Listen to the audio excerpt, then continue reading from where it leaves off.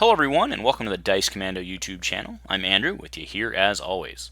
This is Go Again, a fabulous video cast covering the trading card game Flesh and Blood. This video and others like this one are possible thanks to viewers like you. Please show your support with a like and subscribe, and be sure to hit the bell notification icon so you don't miss any new videos. If you want to get involved with the channel, consider becoming a channel member. There are many benefits to channel membership, including access to our Discord, exclusive deck tech and strategy videos, and the opportunity to help create channel content. I want to sincerely thank all our channel members, as I truly couldn't do this without your support. You guys rock. Go Commando.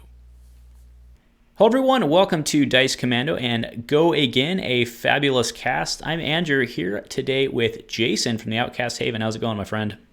Very good. Very happy to be on tonight. So I know absolutely very little about Wizard, and this man here has joined us today to teach me, and maybe the rest of you can pick up some tips about playing Wizard.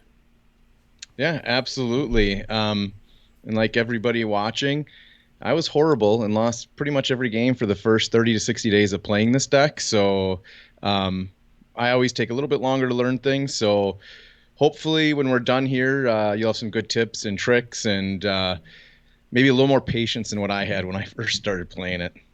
That sounds good. So we're going to run through some 101 type stuff, and then you have a deck list for us? Is that what I just heard?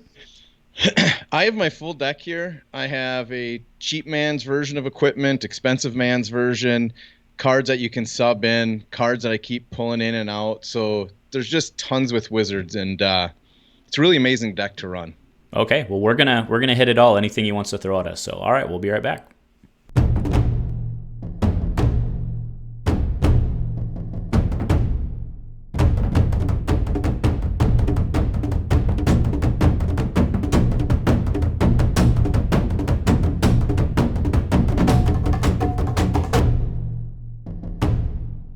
All right, folks, so thanks for hanging out with us again today and joining us for basically Wizard 101, 201, and 301 with Jason. So why don't you give us kind of the general rundown? Well, I mean, before we get started, just give us the general rundown of how Wizard works. And, obviously we all know arcane damage, but fundamentally what's Wizard trying to do from a game standpoint? So I think the setup for Wizard is getting to the point where you can win and just know you can win. So that's the goal of Wizard.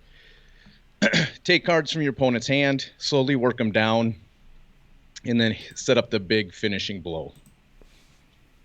Okay, so what are your keys to doing that, right? I mean, if I'm, starting, I don't know. I know there wasn't a Wizard starter deck, but if I were to go out and buy, a Wizard starter deck, what would I expect to see in there for kind of my fundamental stuff, and then where do I grow?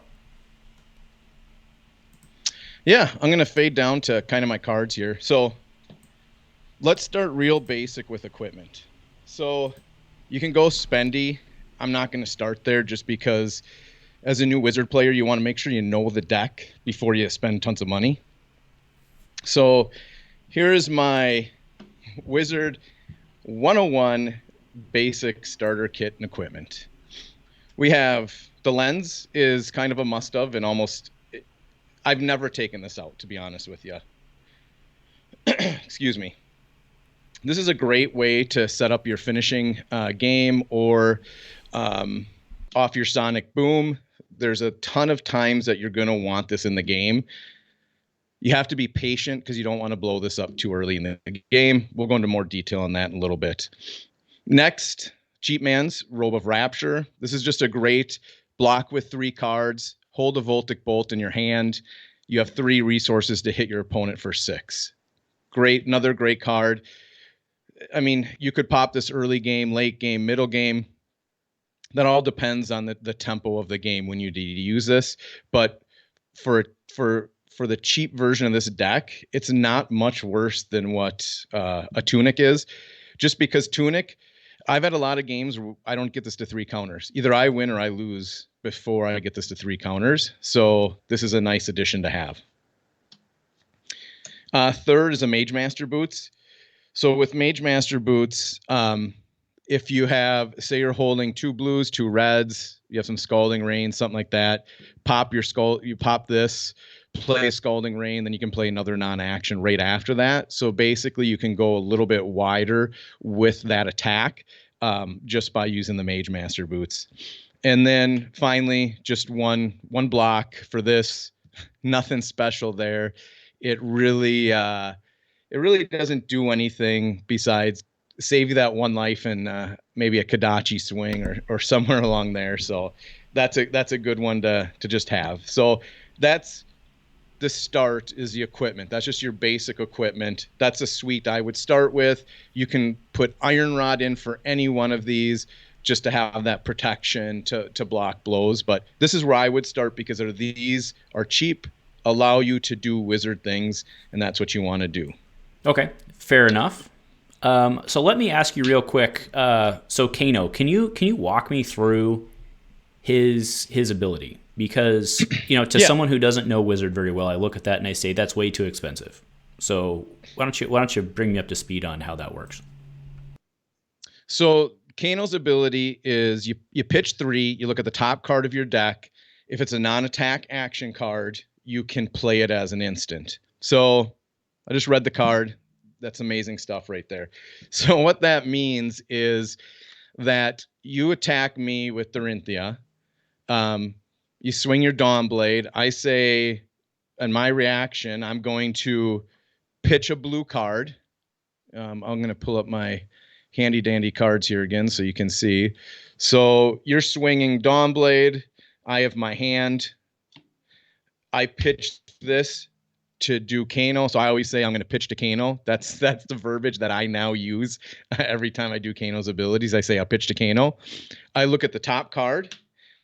That's a bad example. We're gonna avoid that one. If it's a wizard non-attack action, or if it's a non-attack action card, which this is, I can play it. So I just pitched to Kano. Now I can play this on your turn. Pitch to play it. I can buff it, which you always want to buff it with your weapon to give it +1, and I deal 3 damage to you. So now before your Dawnblade hits, you have the option to block it or to take that damage from my Kano ability. So that is a very simple version of how Kano works. And what you're doing is you're trying to set up, and this is the meme that you see everywhere, is it's our turn with Kano, which is very true, but 101 Kano is do not constantly play on your opponent's turn when you start a game. There is a time and a place to play on your opponent's turn. It's if you're going second and they're going first, a lot of times I will do something, but I will tell you a horror story about that shortly. But just because you empty hand or you have one card left in your hand, and say you got some damage and I still have a whole hand, that doesn't mean I just want to go crazy and attack you, Andrew, just because you don't have any cards. Because what that does is, say I do 8-9 damage to you and you're a Dorinthea player and you just take it all. Well, if you're at 12, 13, or you gain life, if I can't kill you on your next turn, because I'm not going to be able to take cards from you now, my turn. So you're going to have a full hand to come at me. And you know what your full hand is. So if you kept it all, you have a set hand, whereas I have to now top deck a decent hand to try to kill you for 12. So if I don't have an arsenal set up and don't have the setup, I've just hurt myself. So Wizard 101 is, yes, you can play on their turn. Do not constantly play on their turn. So if I'm understanding correctly, you're saying that the temptation's there because you've got a full hand, maybe you got something in arsenal, you've got 5 cards at your disposal. But after you for the lack of a better term, blow your wad, you've got nothing behind you, and they've been able to kind of strategically plan their next turn because they know they don't have to defend anymore, right? So I'm going to give you my horror story and this is in the last tournament I did, and huge mistake by me is first turn, I strung up to a 6-card hand because of doing wizard stuff right at the beginning. I was playing against Warrior. He only had 2 Null Rune. In my starting hand, he passed priority to me. In my starting hand, I had an Unmovable, a Voltic Bolt, blue, and a Scalding Rain. I had about the perfect hand to start against Dorinthea. I could hit him for 6. He's going to take 4 damage, and I would have Arsenal unmovable. He passed priority. I pitched a Kano. I pop a Tome of Aetherwind, draw 2 cards, and I just start going crazy. Well, by the time he does his sigils and everything, I only did 2 net damage down to 18. I've never played against the chess piece, which is escaping me right now for Dorinthea. He popped his chess piece turn 1. He had, I believe, a Steel Bait Supremacy or something that when hits, it draws. He ended up doing 13 damage with 1 card to me, which I never thought could have happened, and got me down to 2. With only 2 null rune, that was a very easy win for me, and it was so greedy for me to do that. So that's a case of I got over anxious, thought, oh, I'm a great wizard player. I can just destroy this right now. And like you said, I blew my wad and it was over. And I think we went to turn 3 and I just couldn't get there. Okay, fair enough. So let me ask you a question about some specific cards and kind of the way they work. And I want to be clear to everyone out there, some of the questions I'm asking aren't that I don't know the answer. I'm just trying to ask these questions for the purpose of what we're doing here, right? I'm not that bad of a Fab player, just to be clear. So Forked Lightning, can you walk? So Forked Lightning says deal 2 arcane damage to target hero. It then says that again. It also has a note there that effects that modify damage and effects that, basically do it in both directions. Forked Lightning is considered to be one source. So can you walk us through what that means and why that's important to a wizard player? Yeah. So when I play this game as a wizard player, there's 2 cards that I adamantly want my hand at some point, and that's Stir of Aetherwind and Forked Lightning. And the great thing that they did with Forked Lightning is they very clearly stated how Forked Lightning works, and that is effects that modify damage, modify it to both. So it's 2 instances of 2 arcane that you can buff each of them. So just on the basic level, it's 4 arcane damage. If you buff it by 1, it does each of these 2 plus 1, which makes it 6. So it's a 3 cost for 6 is about average of what any card is. 3 for 6 is about average. Where it gets really, really good is by buffing it with specific cards in your deck that make it absolutely bonkers for a turn. And I'm going to go over a couple of the cards that will make your turn bonkers with Forked Lightning. The absolute favorite is Stir Forked, and this is what I call my 1 in 10, 1 in 12, 1 in 15 starting hand is 2 blue Stir Forked. And what you do is, as a Kano player, you pitch a blue to play your Stir and your Crucible of Aether. What that does is Stir buffs this Forked by 3. Your Crucible buffs it by another 1. So you're buffing both instances by 4, which just makes this a 4-card hand, a 12 arcane attack. And unlike any other hero, most will only have 4 null rune at the max to block. I played one time, I played a 5 null rune block against a dash, but you're doing 8 damage turn 1, so you're almost half healthing.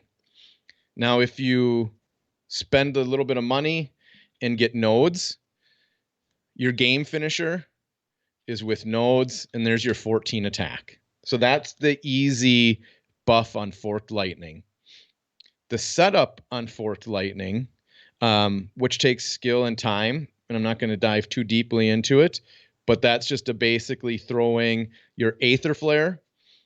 So this is a dangerous card, because if you buff Aether Flare and make it a 4 damage for 2 cost, you can instant by popping your Stormstrider boots to put that on top of a Forked Lightning you have in your arsenal. So there's so many combos in this deck. It's talking to some of the New Zealanders, they call this a combo deck, and I 100% agree with that. And we'll get into more combos, but that Forked Lightning, most important card in the deck.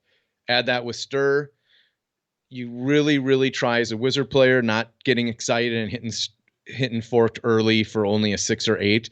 If it's not doing double digits, I don't want to play it. If it's not doing double digits, I don't want to play it. I like that. Nope. I like that.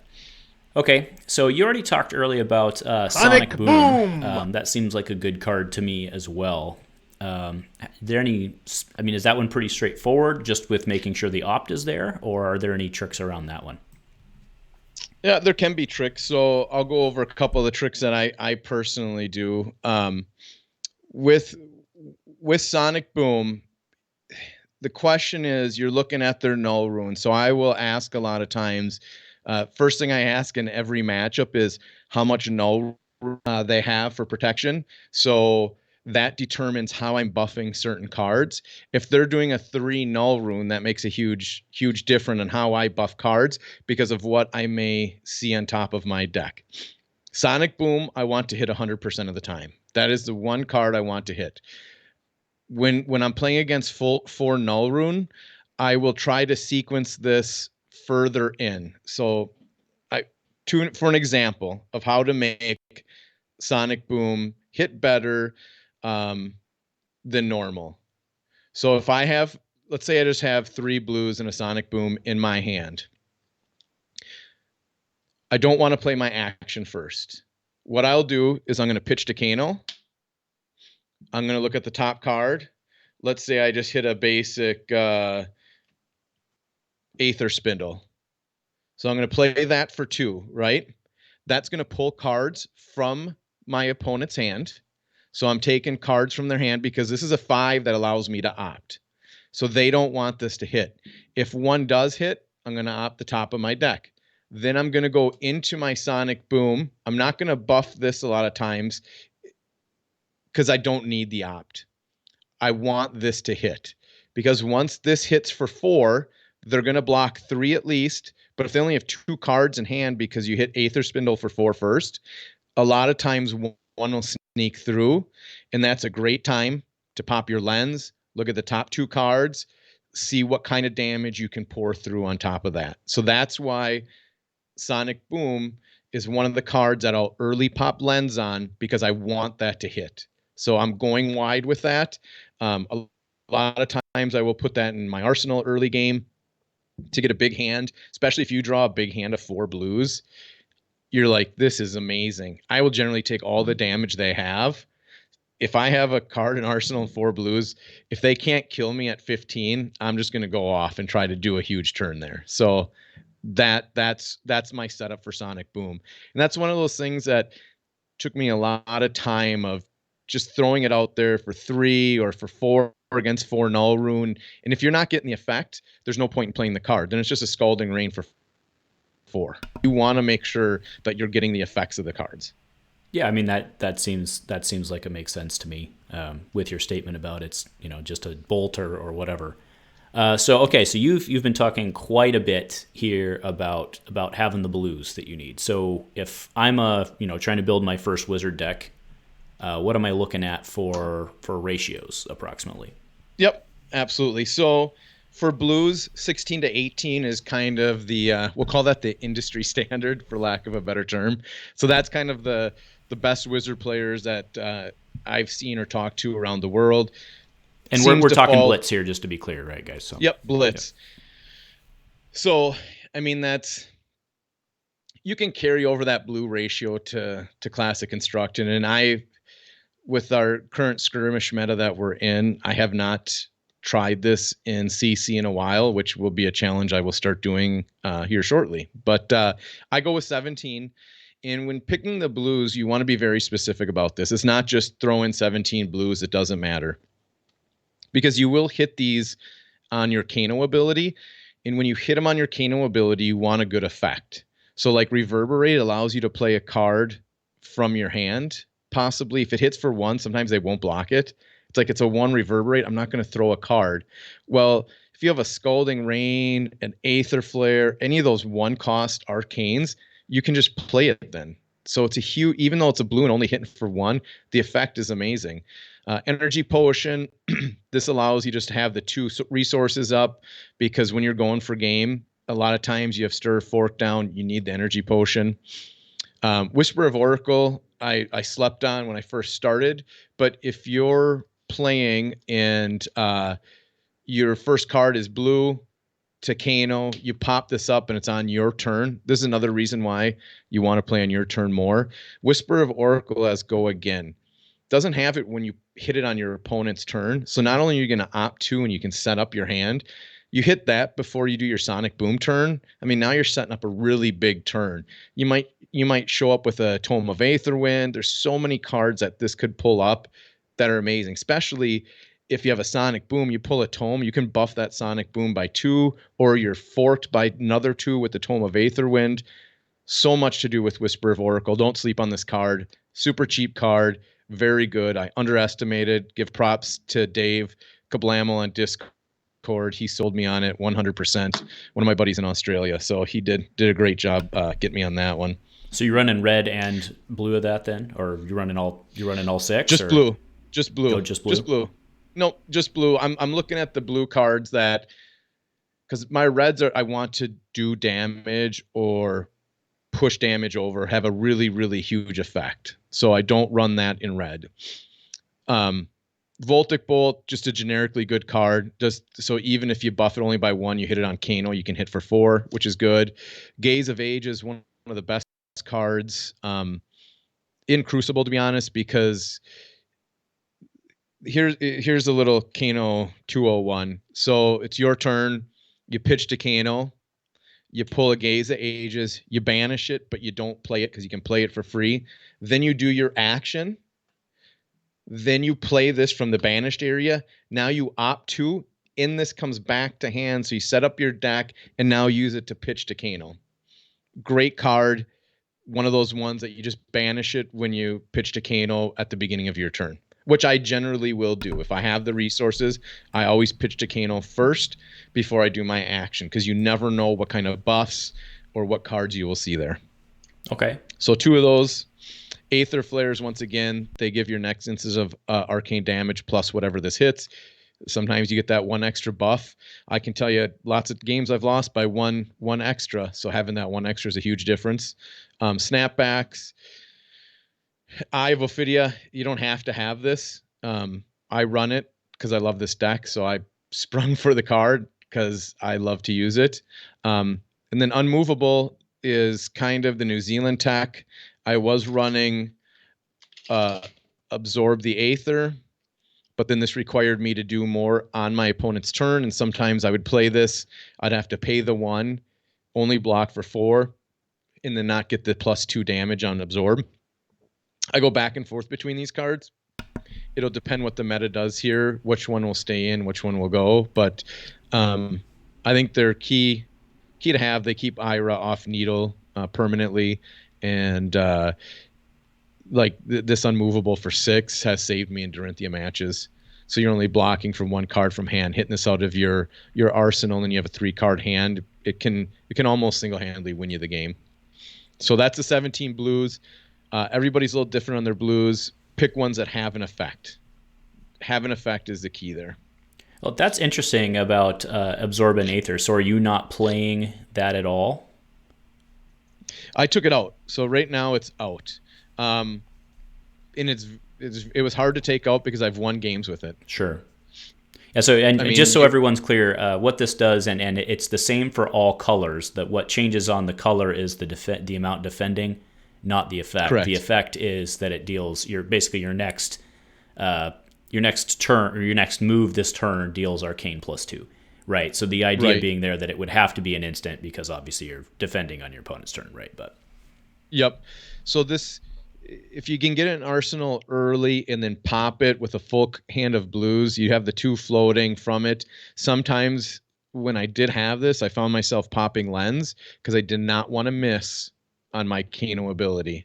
And you don't want to pop Striders, and we'll go into Striders in a second, but you don't want to pop Striders early just for that. I only pop these for game. So 17. So my current build is 17 blue, 17 red, and 6 yellows. Most people run 2 lessons. I've had 0 lessons for the longest time because of the 3. I've run into so much 4 null rune, I couldn't get any of this to hit, so it was a dead card. Now people have gone down to 3. If I can hit it for that 1, a lot of times I'll pull a Gaze of Ages up to top, and then pitch to Kano, do the Gaze, Op 2, Gaze comes back into my hand, and I can set up for another hit. So that's how I do it. Some people will do this at an end of a long chain to try to get a blazing. Toma Fendel for life gain. Chain of Lightning is new ad. I pulled out cards to put this in just because it allows you to play your next non-attack action card as though an instant, so it allows you to action cheat. So Whisper, Chain, and Stir of Aetherwind technically all allow you to action cheat by playing another non-attack action card as an instant. And then, of course, Sonic Boom. Yeah. One of my favorite Sonic cards. Boom's really good. I mean, I think, Sonic Boom's really good. And we'll insert the Sonic Boom. Sonic Boom! No worries there. All right, so you mentioned Striders. We can't get out of here without talking about that play. So bring me up to speed there. So mistake, we'll call this mistake 101, is early on, you'd see this huge turn coming. You're like, oh, I can push through like 10 damage on like 1 or 2 turns, right? Half health them turn 1. So you pop your Striders. And what Striders do is you pay 1, you can play your next wizard non-attack action card as though it were an instant. So what that means is I'm on my turn. You've got rid of all your cards. I'm sitting on a Sonic or a Voltic Bolt and know I can hit you for another 6. So I pop it and play it. Say I buff it and I hit you for 6. That's dead. That's fine and dandy, but Striders is what wins you games. And how I generally set it up is if I get Stir or Forked without the other one, that card goes into my arsenal. And then I just try to block and stay alive and get through this deck. So if I get a bunch of blues, I'm pitching to cycle my deck. Wizard cycles his deck. So you'd think you would need a lot of turns to see your cards. You don't. I can usually see them in 2-3 turns because you cycle your deck so fast. So then you get that forked in hand. Sometimes you'll break the Talismanic Lens to get blue cards in your hand so that when you go, so you're playing Dorinthea and I'm at 5-6 health, you swing, I don't block. I pitch, I pop my Striders for 2. I play my Stir of Aetherwind. That allows me to play my next card out of my hand, which is my 4th Lightning. I have my 3 blue cards. I do all the buffs, that, and I hit them for 14 on their turn. And what I do is I calculate out your null rune. What's the possibility of you having a Sigil of Solace or 2? If you've played both of them, have you not played both of them? And I calculate that out so that I know when I do this, you're going to lose. So I'm not doing this unless I know I win. This is my guaranteed win con. And that is why I love Wizard, because it is the only deck that I can say, I've said that in matchups. I said, you have no cards and no resources. And they'll be like, did I just make a mistake? I'm like, yeah, you did. And I was game over because I have it calculated out where I need to be. So that's why I love Wizard, is this card right there. Very interesting. Guarantee win right there. It's an amazing feeling. Very interesting. Yeah, I hadn't really thought about that. So I guess that's the 201 part. I hadn't really thought about that in terms of the deck cycling and your ability to somewhat control what you're going to see in longer games. That's very interesting. In longer games, it's key. So like in the Ira matchup, I know I'm going to get my Tunic, and I'm going to tick that thing up till it hits 3, and I'm saving it to pop my Striders because you're going for the big turn. And that's when you try to set up. I've never successfully done the OTK. I mean, that's probably like 401 because the way you're cycling your deck and everything, and you're putting very specific cards on the bottom and just blocking with the rest and waiting for those cards to come back in hand to do the OTK. So we won't even get into that. But in the Ira matchup, I'm just looking for 2 Stir Forked combos. So I'm trying to block, stay alive.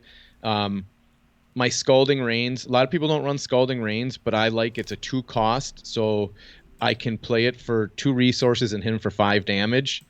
Usually 2 to 3 of that's getting through. So your longer matchups, super important to be patient and set up the double Stir Forked, and the second one you're usually going on Ira's turn. And then Dorinthea are just you can cycle your deck, but you only probably have 2-3 turns to cycle your deck. So you're just trying to do as much as you can on your turn against Dorinthea.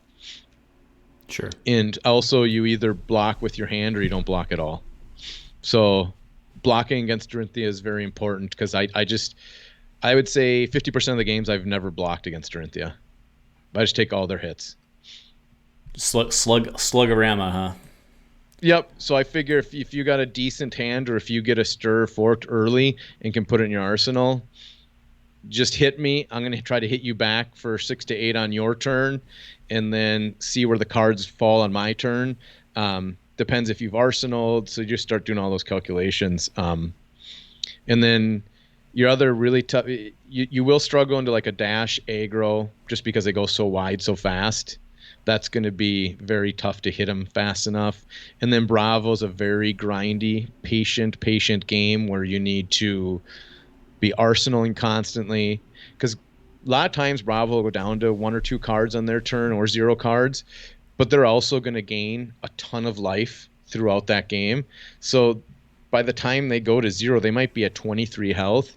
And if you play on their turn to try to do 10-15 on theirs, they could easily dominate you for 2-3 cards on your turn, and then you better hope that you drew the good to go over the top, and they're still probably going to have 3 or 4 resources to block. So it's being patient, I think. And I think that's with any deck in Fab, but especially with Wizard. Is when I first started playing, I only played on my opponent's turn. Now I only play on their turn on very limited times and when I'm going for game. Okay. Interesting. Yeah, I think that's good advice. So I think we're about ready to call it a day. I wanted to ask you about some specific cards that I, like as a noob, thought are good, and I wanted your feedback on it. I think you did mention Snapback. That one seems like a pretty good card to me. Are you playing that 100%. Blue, or are you playing? Because I always think playing that blue is actually not horrible, but I run 4, so I have 2 blues, 2 reds. Okay, so I run 4 of that just because it's super good. Yep, absolutely, love that card. Okay, and then card I don't think you're running, but I was always thinking was probably good. Plus, I've got some shiny ones of it, and they look pretty cool. Is Cindering Foresight?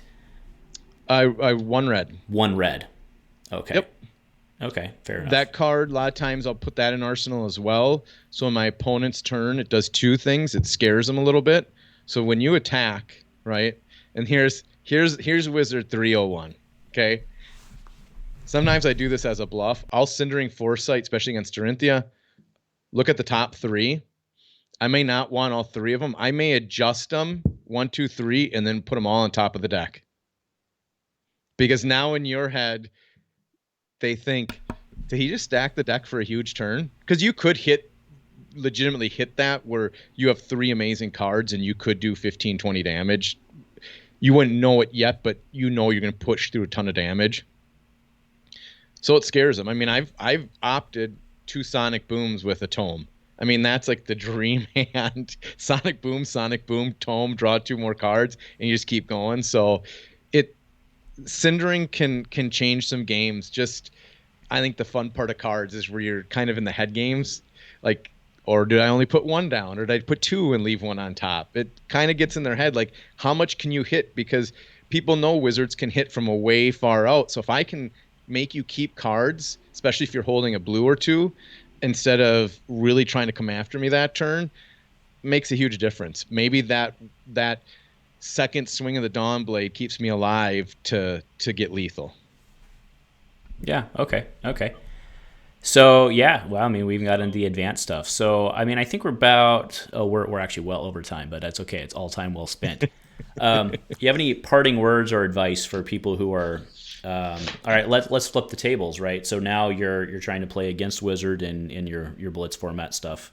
Kind of give us some parting words on what they need to know, what they don't need to know, what to look out for. I would say if you're playing Wizard and you're 12 life or less and you empty your hand, you're in danger. So you've just given the Wizard the math. If you're in single digits and you empty your hand, you just lost. Because it's pretty easy to find, if it's a good Wizard build and a good Wizard player, and especially if they have something in their arsenal, you just lost. So you have to watch that. When you get into single digits, you need to swing, but sometimes you need to be conservative about your swings and just swing 3-4 damage through that just tings that Wizard down, and then block out everything that they throw back at you. Okay. I mean, and there's a very real possibility that playing against Wizard, I could be in single digits as soon as the game starts, right? So, I mean, essentially, you could. I mean, it's happened a couple times where I'll hit the stir fork really early, and they just don't have the cards to block with, or get stuck with a red hand, and they're down really low really fast. So, yes. yeah, cool. All right. Well, actually, before we give you your parting words, I wanted to thank you again for taking time tonight away from your family and stuff. And I know that, we're on different coasts. Well, kind of. You're not really on a coast, but either way, we're in different time zones. So wanted to make sure that we give a shout out to your people. So tell us what you guys are doing over there. Yeah, we're Outcast Haven. We've been doing it since July. We do a lot of streaming of our locals. We do Tuesday night live streams where we just play games, talk to everybody that hops on, and then we do a podcast that we've ramped back up to every Friday. Outcast Haven podcast. I generally lead it, do something crazy and stupid at the beginning, and then we chat meta, Monarch, crazy things we might have seen on Facebook, getting an argument over something, and just try to have some fun. Yeah, fair enough. And I was lucky enough to be on one of those a while back. It was a good time. We went way over time budget there too. So that always happens. Yeah. All right, great. Well, again, thanks very much. If you guys have questions, I know Jason will probably be popping on and reading the the comments. So if you have questions for him or other advice, or you want to tell him why he's wrong, or I know the internet never likes to tell people why they're wrong. So if you want to do that, I'm sure he'll hit back and get the conversation going. So make sure to like, subscribe, and give us the comments. And please make sure to go over and check out the guys. They're doing really good stuff over there. They are the most I think it's fair to say, well, prior to skirmish season, they were the most consistent game people out there, but that's only because some people right now are like streaming 24/7, right? So absolutely. So, all right. Well, thanks again, man. If nothing else, guys. Yes, thank you. Go Commando. Say it. Oh, go Commando. There we go. Woo, woo.